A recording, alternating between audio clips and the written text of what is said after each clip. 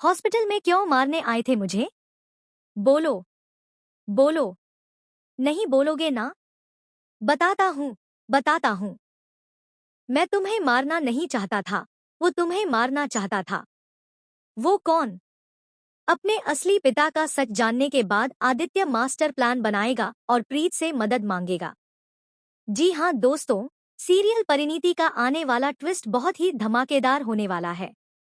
जल्द ही आपको कहानी में देखने को मिलेगा कि आदित्य का असली चेहरा भी सामने आने वाला है, क्योंकि उसे अपने अतीत की बड़ी सच्चाई पता चलने वाली है कि उसके पापा कौन हैं।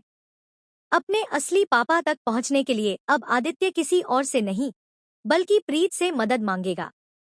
यहाँ पर प्रीत, जो अपने मकसद को पूरा करने के लिए आदित्य के साथ हाथ मिलाने को तैयार होगी, अपनी माँ से ही यह सच सुनेगी कि वह उसकी असली माँ नहीं है, बल्कि बचपन में उसे एक जगह मिली थी जहाँ उसकी जान खतरे में थी और उन्होंने उसे बचा लिया था।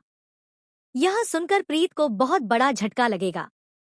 इसके बाद प्रीत तुरंत परी यानी अपनी असली माँ से मिलने जाएगी, जहाँ परी अपनी याददाश्त वापस पाकर प्रीत को नीति की काली करतूत बताएगी और यह भी बताएगी कि उसके पति राजीव को भी नीति ने ही मारा है। इसके बाद प्रीत आदित्य के सामने नीति को एक्सपोज करेगी और कहेगी कि आदित्य को निशा से दूर रहना होगा। आदित्य कहेगा, प्रीत, मैं तुम्हारी मदद करूंगा तुम्हारे बदले में, लेकिन तुम्हें भी मेरी मदद करनी होगी। मैं भी नीति से बदला लेना चाहता हूँ, क्योंकि मैं अपने असली पिता को खोज रहा हूँ और मुझे यकीन है कि वह पृथ्वी ही है। इस तरह नीति और उसका प्लान फ्लॉप हो जाएगा, क्योंकि जब आदित्य और प्रीत एक साथ आएंगे अपने दुश्मनों, खासकर नीति, को सबक सिखाने के लिए, तो कहानी और भी मजेदार हो जाएगी।